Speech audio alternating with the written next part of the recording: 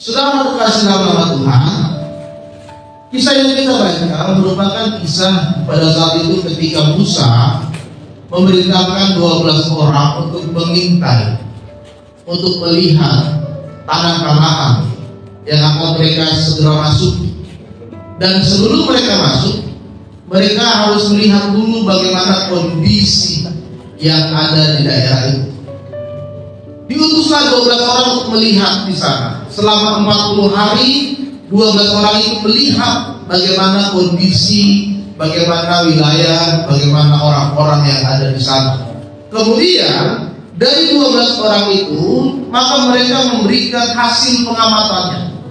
Ya, dari 12 orang itu mereka memberikan hasil pengamatannya. Dikatakan di sana, memang daerah itu melimpah. Ada susunya, ada madunya. Yang pasti daerah itu sangat melimpah sekali kekayaan alamnya. Tetapi di sana ada orang-orang, ada suku-suku yang mendiami daerah itu. Dituliskan tadi ada orang Amalek, ada orang Het, ada orang Yebus, ada orang Amori, ada orang Kanaan, bahkan ada orang Enak. Ada 6 suku. Ada 6 suku yang menempati daerah Kanaan. Dan mereka melaporkan kepada Musa. Lalu mereka berkata, Musa, sepertinya kita gak bisa masuk. Mereka itu terlalu kuat, mereka terlalu besar. Sepertinya kita sudah menyerah saja di sini, atau kita kembali saja ke Mesir daripada kita masuk ke Kanaan, dan kita akan diserang oleh suku-suku ini, dan kita bahkan akan dimakan.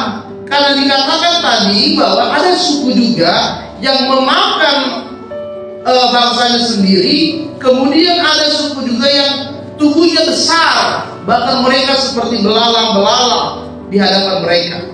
Ya, mereka sebentar lagi akan memasuki tanah Kanaan. Sebentar lagi sudah berada di pintu gerbang akan masuk ke tanah Kanaan. Tetapi hasil pengamatannya, dan mereka berkata, sudahlah, kita gak bisa. Kita gak bakal bisa menang. Kita tidak akan bisa masuk ke sana. Sudahlah, kita menyerah, kita gagal, kita kalah di sini.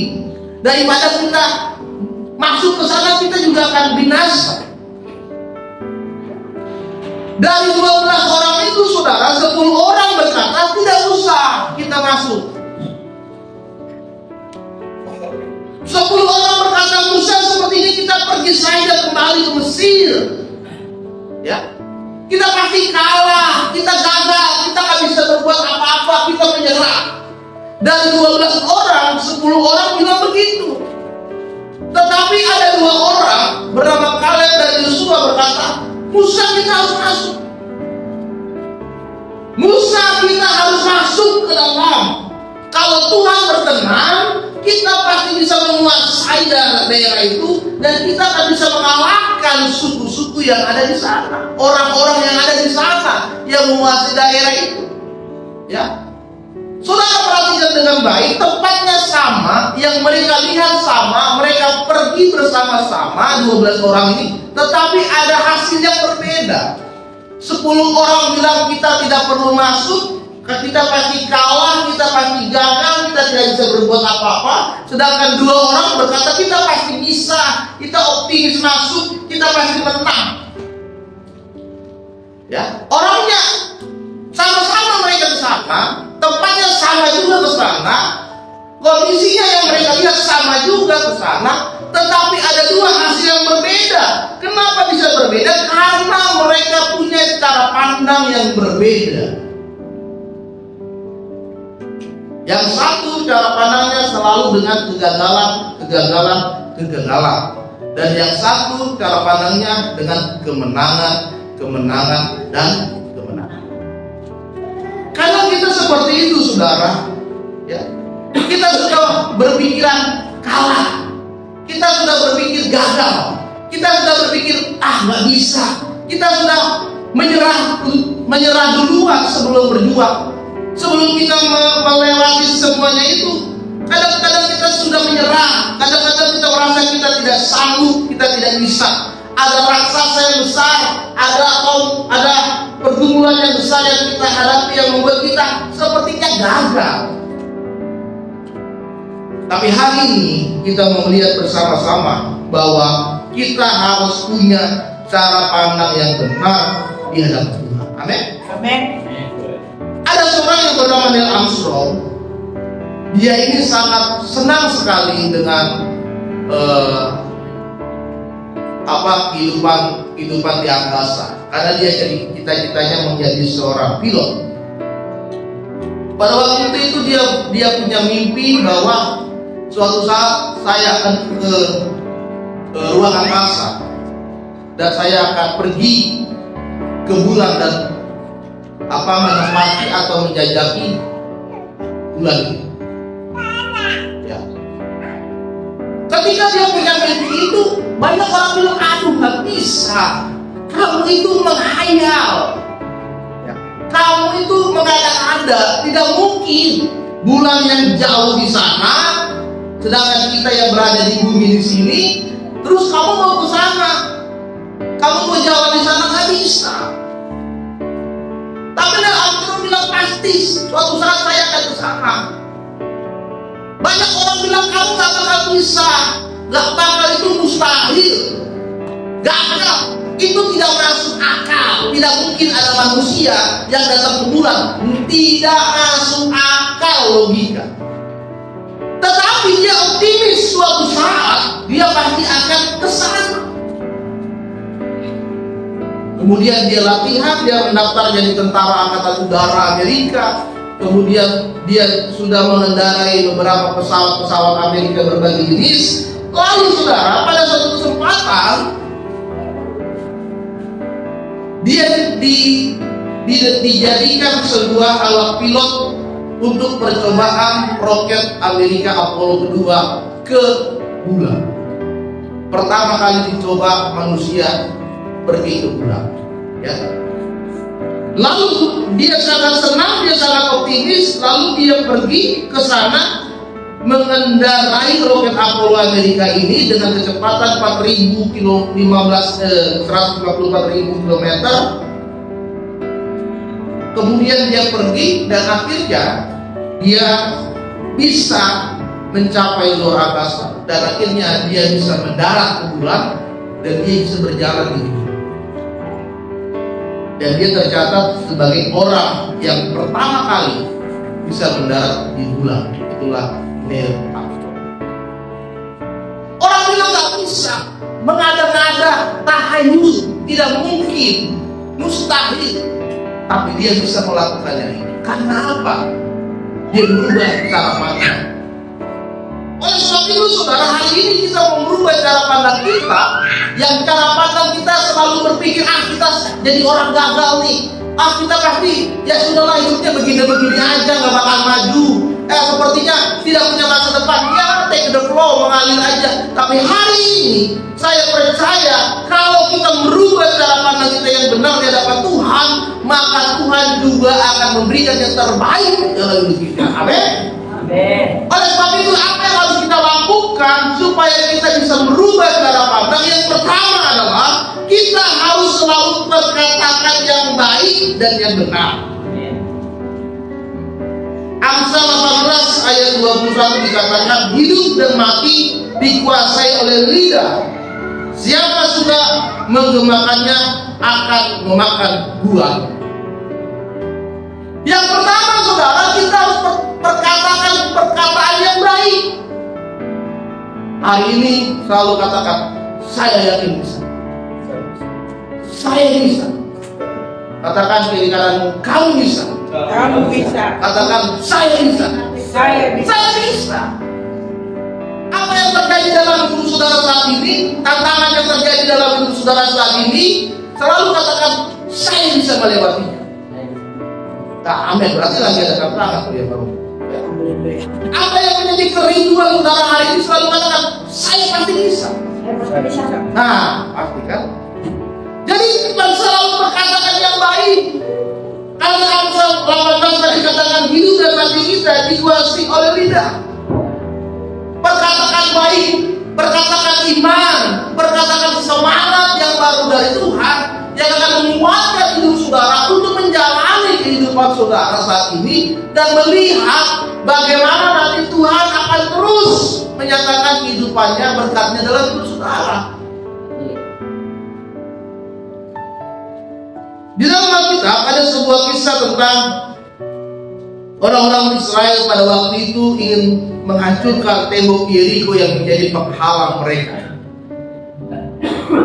Firman Tuhan katakan mereka mengelilingi tembok Yeriko itu 7 hari lamanya. Ya. 6 hari mereka mengelilingi tembok itu dengan diam. Tidak ada suara, hanya keliling, tidak ada ngobrol. Diam aja, keliling doang. Di hari yang ke-7, mereka mengelilingi tembok Yeriko itu dengan bersorak-sorak sambil mereka meniup sangkakala, kemudian sambil bersorak-sorak. Tidak pakai palu, tidak pakai alat penghancur tembok, hanya dengan bersorak-sorak saja memuji Tuhan. Mereka mengelilingi tembok Yeriko di hari yang ke-7. Ya. 6 hari mereka mengelilingi dengan diam, tapi di hari yang ke-7 mereka mengelilingi kota itu, tembok itu dengan bersorak-sorai kepada Tuhan. Dan apa yang terjadi di hari yang ke-7, tembok Yeriko yang sangat besar, sangat kuat, sangat tebal, sangat kokoh, tiba-tiba tembok itu bisa hancur. Hanya dengan bersorak-sorak. Tidak harus dihancurkan dengan palu, dengan alat berat, dengan lingis atau dengan alat lainnya. Hanya dengan bersorak-sorak, saudara, tembok itu bisa hancur. Ya. Artinya perkataan kita ini ternyata berkuasa.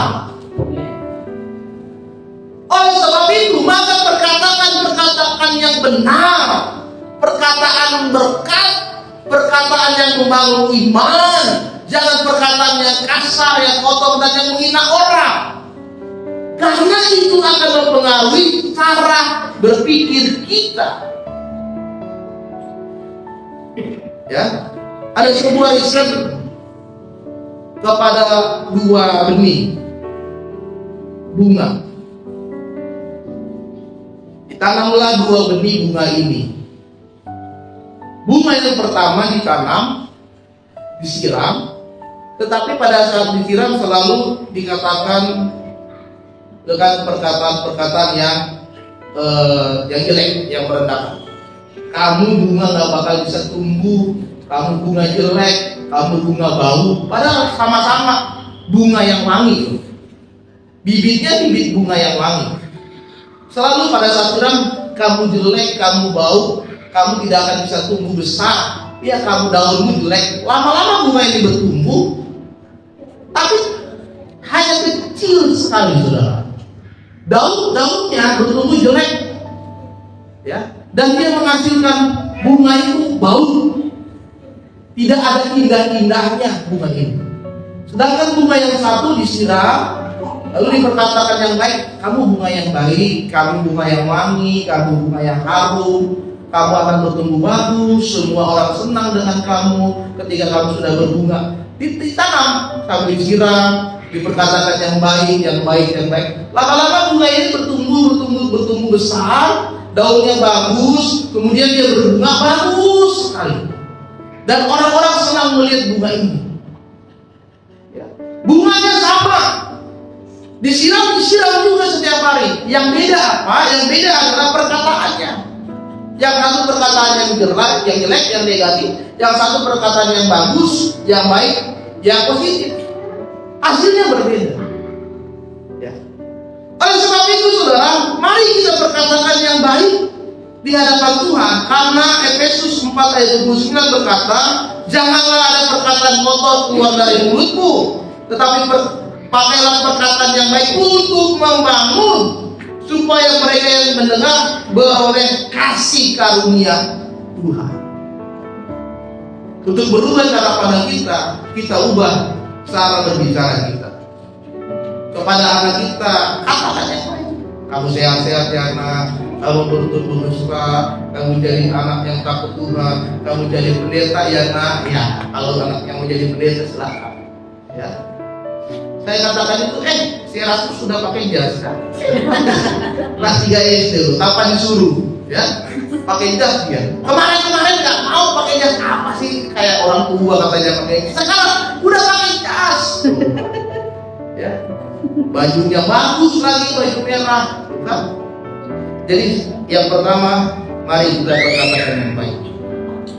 Yang kedua, ubah cara berpikir kita yang benar di hadapan Tuhan yang dengan cara kita harus semakin mengandalkan Tuhan. Yeremia 17 ayat 7 berkata, diberkatilah orang yang mengandalkan Tuhan, yang menaruh harapannya kepada Tuhan. Ya. Jelas sekali Yeremia berkata ada berkat yang diberikan oleh Tuhan kepada setiap orang yang mengandalkan Dia. Ya. Saudara, kita harus bisa mengandalkan Tuhan, artinya adalah kita harus menaruh pengharapan, kekuatan, dan setiap rencana kita itu kepada Tuhan. 10 orang pengintai, ya, kenapa mereka menyatakan bahwa mereka pasti kalah? Karena mereka mengandalkan kekuatannya sendiri. Ada 6 suku melawan 1 suku, bangsa Israel doang yang akan melawan 6 suku ini. Ya. Mereka mengandalkan kekuatannya sendiri sehingga mereka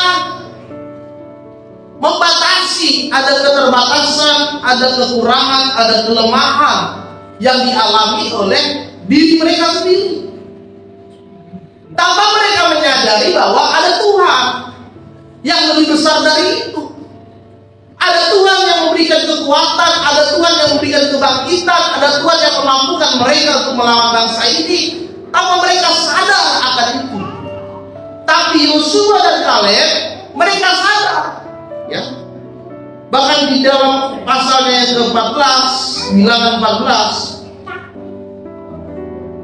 ayat ke-6 dikatakan begini. Jika Tuhan berkenan kepada kita, maka Ia akan membawa kita masuk ke negeri itu dan akan memberikan kepada kita suatu negeri yang berlimpah-limpah susu dan madunya. Hanya janganlah memberontak kepada Tuhan. 10 orang itu mengandalkan kekuatan mereka dan mereka berkata, kita kalah, kita gak bisa menang, kita pasti akan ditindas oleh bangsa ini. Tapi Yosua dan Kaleb berkata, Tuhan berkenan dan membawa kita masuk. Jangan, yang penting kita jangan memberontak kepada Tuhan. Terkadang saudara, kita sebagai manusia kita masih bisa mengandalkan kekuatan kita sendiri. Kadang-kadang kita merasa kita mampu, kadang-kadang kita merasa kita bisa dengan apa yang kita miliki saat ini. Tapi tanpa kita sadari bahwa manusia itu adalah makhluk yang terbatas. Kita tidak bisa melakukan semuanya sendiri. Kita terbatas kemampuan, kita terbatas pikiran, kita terbatas kekuatan, kita terbatas fisik, dan kita punya kelemahan-kelemahan yang kita miliki masing-masing antara kita dengan orang lain. Kalau kita mau merubah cara berpikir kita harus berubah cara hidup kita, bahwa mulai sekarang kita harus bisa mengandalkan Tuhan di dalam kehidupan kita. Ya.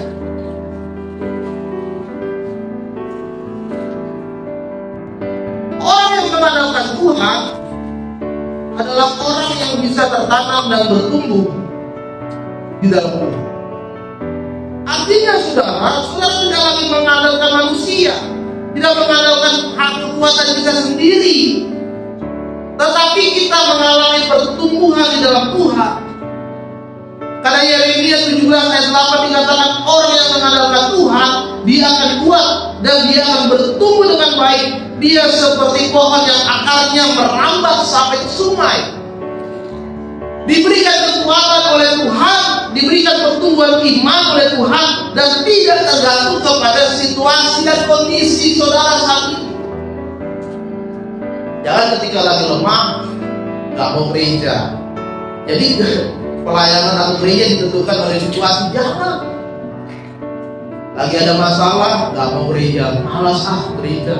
Lagi pusing, banyak masalah ini, masalah itu, masalah sana. Jangan. Malas pelayanan, suntuk, sepertinya hati ini nggak pos, nggak senang, ada beban terus. Jangan. Ya. Kondisi, situasi apapun yang saudara alami, jangan itu menjadi penghalang saudara untuk tidak datang kepada Tuhan. Malah semakin memperkuat iman saudara untuk mengalami pertumbuhan. Kan kita harus ditempa dulu, dan kita harus diproses dulu sama Tuhan, dan kita harus dibentuk dulu sama Tuhan. Ya, kapan saudara menjadi bejana yang indah kalau tidak kuat dalam prosesnya Tuhan? Kapan Tuhan bentuk saudara menjadi sesuatu yang bagus, yang mulia, tanpa pernah diproses dulu oleh Tuhan? Jadi kita mengalami pertumbuhan dan mengalami kedewasaan sehingga kita tidak khawatir di dalam kesulitan-kesulitan yang sedang kita alami saat ini, karena kita sudah diubahkan oleh Tuhan. Jadi apapun yang terjadi, tetap main terus di dalam Tuhan. Amin. Yang ketiga adalah untuk merubah cara hidup yang benar, cara pandang yang benar di hadapan Tuhan. Yang ketiga adalah kita harus meninggalkan segala berhala hidup kita. 1 Korintus 10 ayat 14 berkata, karena itu saudara-saudaraku yang kekasih, jauhilah penyembahan berhala di dalam kehidupan. Berhala bisa juga berupa patung. Berhala bisa juga berupa alat penyembahan. Tetapi saudara, berhala bisa juga berupa segala sesuatu yang dipuja, dikasihi, yang dianggap lebih penting dari Tuhan. Artinya segala sesuatu yang menggantikan Tuhan dalam hidup saudara, itulah berhala saudara. Bisa itu hartamu, bisa itu hobimu, bisa itu pekerjaanmu, bahkan bisa itu keluargamu. Ya, saudara suka mancing. Hobi saudara mancing. Ketika ada orang ajak hari Minggu mancing, pergi mancing. Gerejanya tinggal. Itu berhala.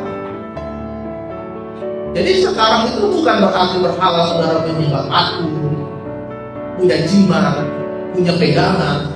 Tapi segala sesuatu yang lebih penting dari Tuhan dan menggantikan Tuhan dalam hidup saudara, itu berhala. Handphone kita berhala juga. Ya, dulu waktu masih handphone Nokia, nggak ada internet, kita rajin baca kitab. Tapi setelah ada kemajuan teknologi, handphonemu bisa internet, bisa nonton YouTube, bisa main game, Alkitabnya nggak pernah dibaca. Berhala. Ya. Yang menggantikan Tuhan dalam hidup saudara itu namanya berhala. Pada tahun 1912, manusia mempunyai ambisi yang besar membuat sebuah kapal terbesar di dunia bernama Titanic. Bahkan pembuat kapal ini pun, berkata bahwa kapal ini tidak bisa dihancurkan. Sekalipun Tuhan tidak bisa menghancurkan kapal ini. Wah. Manusia pada masa itu menganggap kapal ini melebihi dari Tuhan. Sampai mereka bilang kapal ini sekalipun Tuhan tidak bisa menghancurkan kapal ini. Ya. Kemudian apa yang terjadi? Baru kapal ini berjalan memasuki kutub utara, tiba-tiba kapal ini menabrak gunung es di sana dan tenggelam. Ya. Dan tenggelam sekitar 1.500 orang meninggal tenggelam waktu itu. Saudara terkasih dalam nama Tuhan, kita harus meninggalkan berhala-berhala dalam hidup kita yang menggantikan Tuhan, yang menjadikan Tuhan nomor 2 dalam hidup saudara. Agustinus pernah berkata bahwa penyembahan berhala itu adalah cita kasih kita yang urutannya tidak terurut. Bahwa kita menyembah hal-hal yang baik bukan lagi Tuhan. Ya, di mana seharusnya hukum yang pertama itu adalah kita mengasihi Tuhan, sedangkan hukum yang kedua kita mengasihi sesama diri kita manusia. Tetapi kita menaikkan hukum yang kedua dan menjadikan hukum yang pertama itu nomor 2. Kita lebih mengasihi orang, kita lebih mencintai orang, ya kan? Lebih dari kita mencintai Tuhan. Ya. Kita bawa anak kita jalan-jalan keluarga, hari Minggu kita gak gereja, hari Minggu gak ibadah. Baik, tujuannya baik untuk keluarga, betul. Tapi Tuhannya kita tinggalkan. Itu yang dikatakan oleh Agustinus. Berhala itu adalah kita, urutan kasihnya itu gak benar.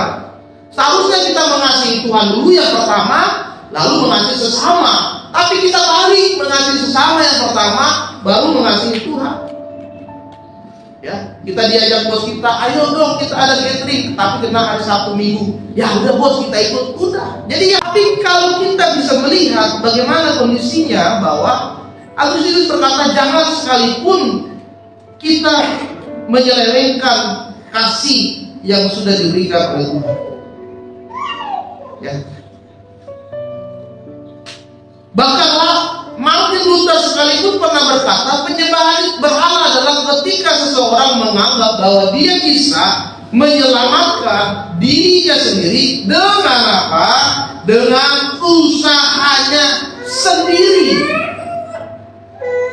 Kadang kita berpikir apa yang kita lakukan saat ini perbuatan baik, kita menolong banyak orang, kita mengasihi banyak orang, itu menyelamatkan kita dengan perbuatan kita sendiri. Salah. Berhala yang dimaksudkan oleh Martin Luther bahwa kita menganggap kita bisa kok. Padahal yang menyelamatkan hidup kita adalah Yesus Kristus. Bukan perbuatan baikmu, bukan pertolonganmu, bukan pahalamu, bukan. Tapi karena kasih Yesus menyelamatkan saudara, bukan karena perbuatanmu sendiri. Makanya Martin Luther pada saat itu melakukan pemberontakan ke gereja-gereja Katolik Roma karena mereka sedang membangun gereja yang besar, St. Peter Basilica. Tapi mereka tidak punya dana, kekurangan dana. Akhirnya mereka membuat satu keputusan bahwa barang siapa yang mau dihapuskan dosanya, ya, gereja Katolik Roma mengeluarkan surat pengampunan dosa dan itu bisa dibeli. Untuk membangun gereja St. Peter Basilica yang di kota Vatikan Roma itu, mereka kurang dana, jadi mereka mengeluarkan surat pengampunan dosa. Jadi di akhir tahun ditulis surat pengampunan dosa dan dibeli, ditulis dosanya apa, dan dibilang, ya dosamu diampuni. Gitu.